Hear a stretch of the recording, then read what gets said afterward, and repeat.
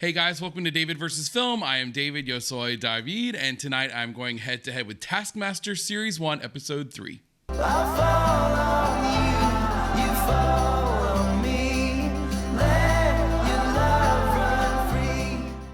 A big hey, hi, and hello to all of you, but to returning viewers and especially returning subscribers, what's up? Well, we're in it now, as they say, and happily there is no turning back. I have thoroughly enjoyed the first 2 episodes of Taskmaster. I see nothing but great things to come, especially considering what you guys have told me in the comments. You've all said to stick with it through especially series or seasons 1 and 2, because then it starts to hit its stride. But I gotta tell you, I'm already enjoying it as it is. So I'm already sold, so no worries there. I plan to stick with this. I cannot imagine not. I'm planning on, at this point, doing it on Wednesdays. That's the goal. Anyway, I know things have been kind of moved around lately because of my schedule being all over the place. But that's what I aim for anyway. But nevertheless, for today, I cannot wait to get into episode 3. This one's called The Poet and the Egg, I believe. You've told me also in the comments that the title of each episode comes from some moment within the episode. So I've seen that so far, but that's good to know. I'll tell you, by the way, if you want to see the full unedited version of these reactions, the good, the bad, the ugly, all that stuff they edit out before it hits YouTube, you can find that over on my Patreon, patreon.com/DavidVsFilm. We've got Discord benefits over there, poll voting to find out what we're going to watch next, and more. So please check that out if you would like. But I always appreciate you watching here on YouTube. I simply ask you consider clicking subscribe, share, like, all those things help me out, and they are free to use. So thank you in advance for that. The comments, I've said before, are my favorite thing. I think you guys have seen that. It's how I learn. It's how we get to interact with one another. So please leave those. And last but not least, if we're not friends on Instagram, let's be friends. I'll leave a link to my Instagram down below. All right, boys and girls, if you're ready, I'm ready. Let's grab our hymnals, turn to page 2015, and watch Series 1, Episode 3 of Taskmaster.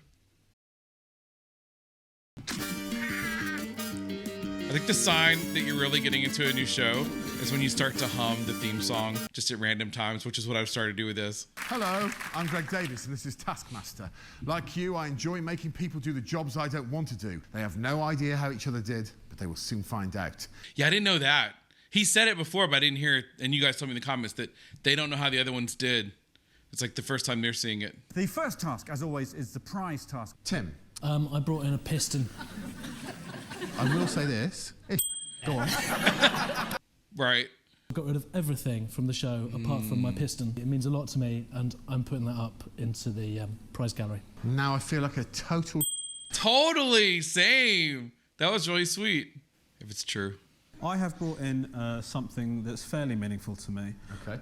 It's my wedding ring. Oh, The winner of this show will take the prizes home, so Romesh could lose his own wedding ring. I am genuinely in deep trouble if that doesn't come home. for real. Yeah, how do you follow that? I have brought in a dictionary. There's more meaning in that than in his rubbish ring and his fake piston. Fake piston. See? Don't hit her! To be fair, it is the present that I most want.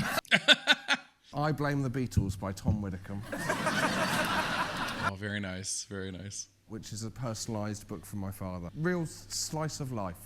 Wow. Now there's the quote for the back cover. I brought in my small child's hobby horse. Oh. This means a great deal to me. These are like real things. Yeah, I mean, I wouldn't want to lose a lot of these, especially the wedding ring. In 5th place, it'll be Roisin Conaty, obviously. Yeah. 4th, I'm going to put Josh's dad's book in. What? What? 3rd, I'm going to put the piston. 2nd, I gotta say, I agree on this the winner of the first one. task tonight, Romesh Ranganathan. Yeah, true. After the piston story, it would have been number 1 for me, but then the wedding ring, Jesus, how do you not, you know? There we go, Romesh, you're in the lead. But still, you could always sell the wedding ring and buy a fridge. Perfect.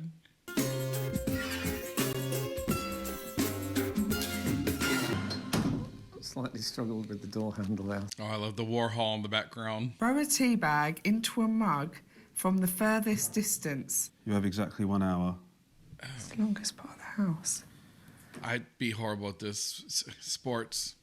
I've grouped Romesh, Roisin and Frank together. Do you want to see how they did it? Oh, God, yes. I like the way Alex does that, where he puts similar or, I guess, different ones together for effect. Loads of teacups around and just increase my chances. it. I need to wet it. It's true. Heavier, it'll go farther. Yeah. That's the first one in. So it doesn't necessarily mean horizontally. Oh, look how she's getting more into it now than the first episode. Yes! It was there. Okay, girl, I see what you're doing. Clever. They're getting pretty smart. Some will take the first 45 minutes realising it's better if they're wet. I just realised I should probably wet them. Make that realisation. But... Perfect. I thought, God, I wonder if anyone else has figured out. Oh, within a heartbeat. Even the person whose first question was, what's the longest part of the house? True. Frank, amazing structure. There was no box like that available when I was doing it. There was definitely a box. There was no box, mate. You just haven't got box searching skills. Box searching skills. Do you really think you'd have come up with the box idea? The sass. 2 of the 3 people know what a box looks like. There was no box, mate. Boop. I love his face. If I was to drink tea out of this before the end of the hour to prove it was a mug, I think I've got myself a mug. I don't know if that would really count, but... Tea bag taped to a golf ball. Okay. Definitely still a mug. I really do like how they're getting more clever as each episode goes along. I really feel like they are. The box.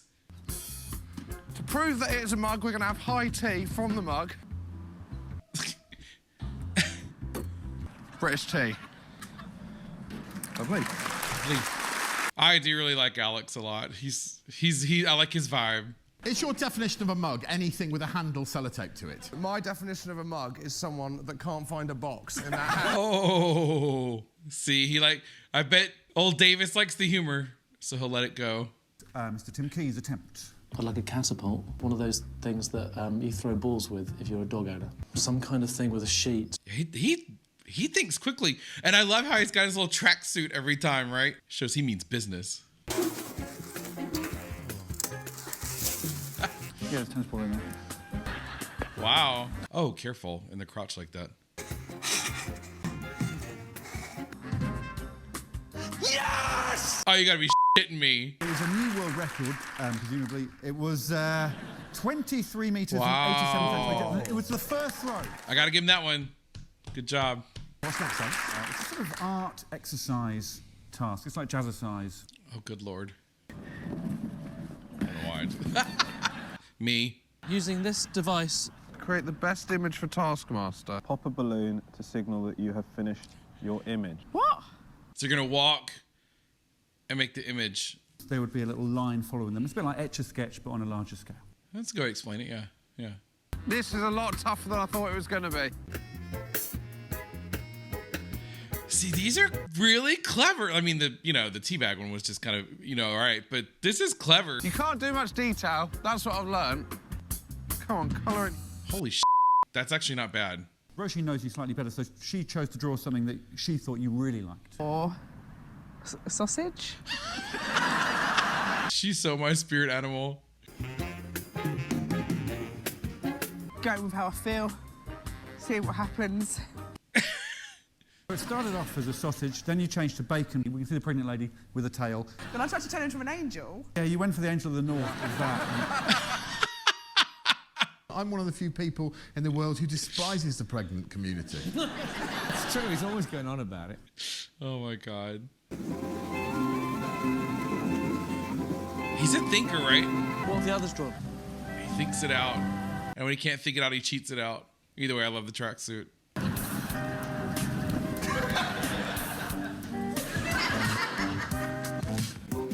Oh, he's going off the grid. Going off the grid. Oh my God. Man, that's commitment to the task right there. He ran well over 3 miles. Can I just say, that's the worst hour of my life. Secondly, I started off trying to draw a key. Then I crossed it out. Frank completed his picture in 8 minutes. So his and Romesh are grouped together. This is them. Okay. I like the grouping, like I was saying earlier. I do like when he does that.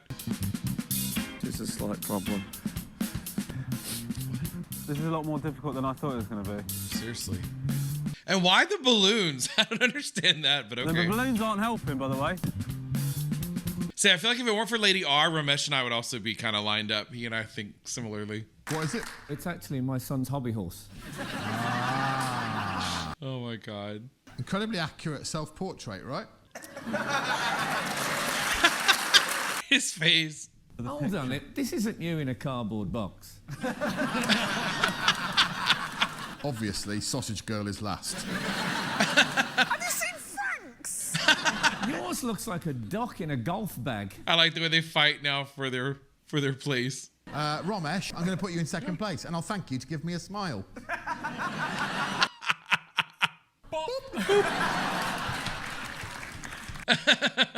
And the winner of that task, of course, the wonderful Mr. Josh Widdicombe wins the task. Yeah, that was really good, actually.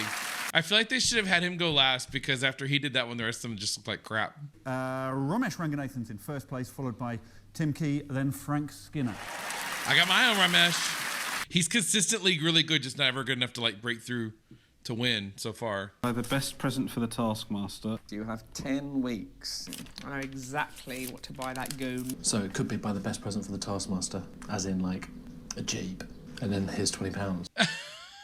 If any of them have bought me a Jeep, they've definitely won. Heck yeah. So you guys tell me, because I don't know these folks, who's the most successful of the five? Like, who's probably the wealthiest or the most successful? He's brought me some national book tokens. Let me guess, 20 quid's worth. £16 worth. The card was for. The card was for, yeah. Looks like a glasses case. It is a glasses case. Glasses. Bam. Oh, sunglasses. Oh, look at the badass. What's up, Hollywood? I commissioned this piece for you. I just genuinely don't know. Got webbed feet. What's with the duck feet? I wanted to show that you were all-terrain. Got in the Jeep! I'm the Jeep, right? I was thinking the Jeep, yeah. Even if there wasn't a box provided, you'd be able to handle it like the legend. He's not letting that box thing go, right? I think I'll have a look at Josh's gift next, please. I've got a tattoo. No. Get the out. Oh my God, no. Oh, I mean, come on. Holy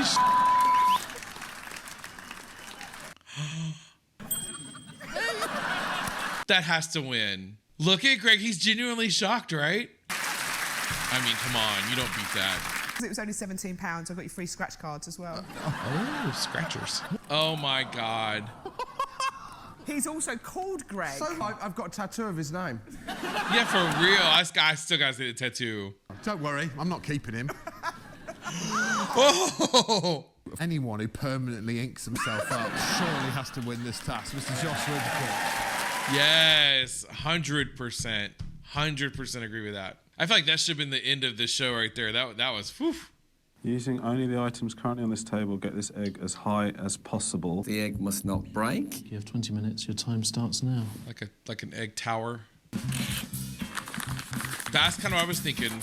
Like with the paper, could you crumble them and like make like a... I don't know what the hell to do. Probably shouldn't do this. You know what I mean. Your next teacher. Yeah. After 20 minutes, you put an egg onto a ream of paper. Roisin. Does it have to stay as high as possible for a certain amount of time? See, they're getting more clever. Oh, oh, Jesus. Oh, I'm still with you though, girl. You still my girl. If I caught it, it would have been a real success story. You're right. Now I've heard your explanation. I'm going to make you win this task.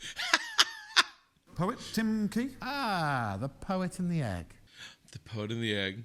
It's like the name of like a high-end store. You know, high-end stores are always named something like that. The poet and the egg.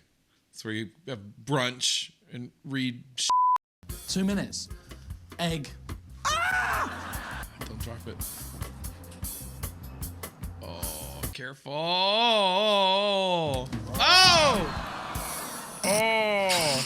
I didn't notice the saucepan and the electric cooker on the table. Maybe I'll give you an extra point. No, you're really me off tonight, mate. The final two, Frank and Josh. Just going to build a craft mat. What if I wrap the egg several times? Oh, yeah, okay, that makes sense. Oh, I thought the egg was in there. It's like, dude. I'm really nervous. Oh! Oh! I don't know why I get so invested in this, but it's like, I do.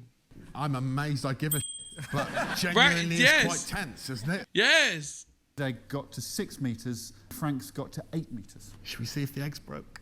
Okay. Oh, it's fine. Oh. Never mind if I'm all right. Yeah, Frank, is the egg okay though? Didn't work out. I love the dramatic music in the background. So good. The thing with eggs, because they're born by birds, that if they land on grass, they're designed not to break. Is this why birds don't wrap them in paper? Is that true? Josh is obviously the winner. In second place, Romesh Ranganathan. Number 2, Romesh. Ooh, it's close though. Josh, to read out the task, please. Stand up after 100 seconds. Oh. You must not look at your watch, Romesh. I love when they all do that. Whoa! Josh is probably the best though. I love when he does it. Whoa! Romesh seems to me really nervous. Oh, look. Funny. Oh, Widdicombe's gone. Oh! In fact, they're all up. They're all up. It's so crazy how into this you get, you know? Romesh and Tim both stood up about 12 seconds after 100 seconds. Josh Widdicombe, he stood up on 105 seconds. Wow, impressive. Joshy, he's gonna win, right? Oh, a tiebreaker. We have a Taskmaster tiebreaker question. Please give me Frank Skinner's age in minutes. Oh, with the wedding ring on the line. Josh Widdicombe. It's really unfair that I have to go first. Can't he go first? Okay. That's why I love this show. Greg just unilaterally decides things. I don't. 150,000? Oh, that's embarrassing. 200,000. 30,505,028 minutes old, which means that Josh Widdicombe is the closest. Josh, good job, buddy. Oh, give him his wedding ring back, though. I like how it's been a different winner each time, too. No one's won twice so far. When you have a handful of hope and a heart full of sorrow, when all your dreams are in one basket but the chicken has flown the coop. Dumbass. Join us next time on Taskmaster. Oh, that was good. That was really good. I enjoyed that one quite a bit. I imagine your wife's going to be genuinely upset, yeah? It's not going to be a good night. So I'm going to tell you right off the bat, the biggest surprise for me from this episode was just how invested I've gotten in the show. I mean, you guys in the comments were saying, you know, please give it a chance through season 1 and series 1, you know, series 2 before you give up, thinking that like maybe I was not really in it yet, you know, or something like that. No, I was hooked on the show pretty much from the beginning. I even said in the first video, you know, this wasn't something that I fell in love with on an obsessed level, but of course I enjoyed it, you know, the first time. Okay, now we're getting towards more like, not obsessed yet, but I can see it happening. I can see it because now I feel more invested. I feel more attached to the cast members. I'm getting more of the vibe and definitely understanding more of how the show works, which always helps because I feel like once you learn the rules of a show like this, not that it matters, honestly. A lot of these shows I've seen so far, like Would I Lie to You, it was less about the scoring and more about the entertainment. And I see where this one is probably a little bit closer on importance of each. Like, you know, I am enjoying the entertainment so much, but I'm also really into like who wins.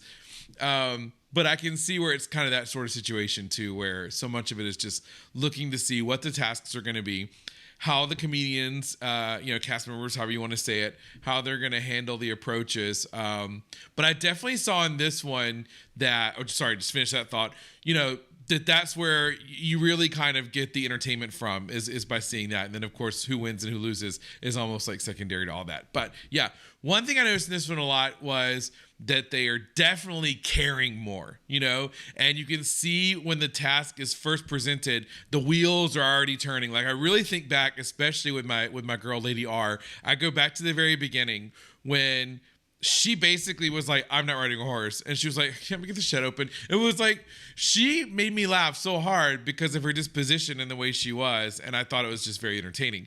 But now I'm really appreciating how into it she's getting, how she seems to really care, about trying to win, even though there's so many times where she's just way off, right?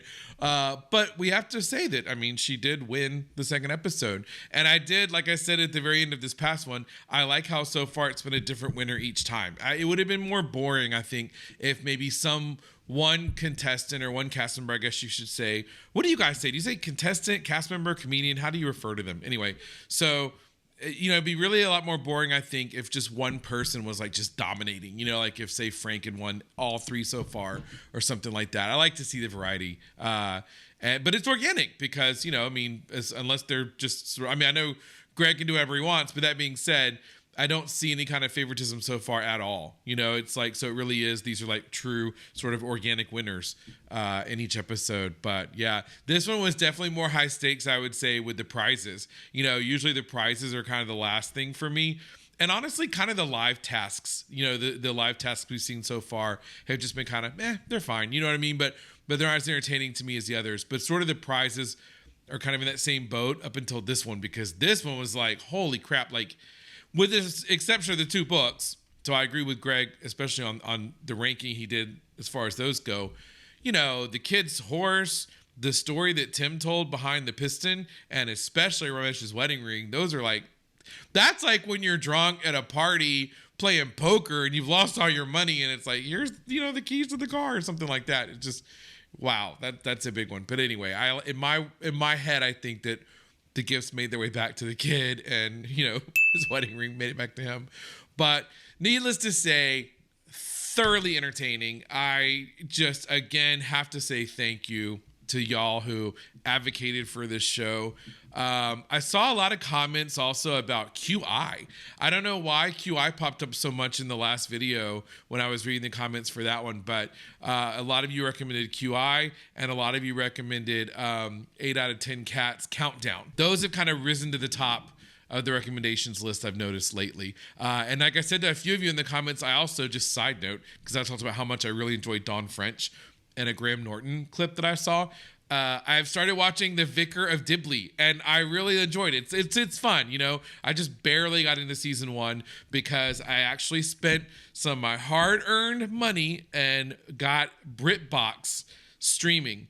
And it's got a lot of stuff, and I'm really excited. I'm a little disappointed because one of my favorite shows, for those of you who've watched the channel a little bit, you know that I love Olivia Colman. Okay, she is like way up there with me. And one of the first things I ever saw her in was a show called Beautiful People. And it was just so funny. And I'm so disappointed that show is not on BritBox. It's not streaming. And even buying it, I think the only one I could find on Amazon was from Amazon UK. So I might be getting an international shipment of Beautiful People.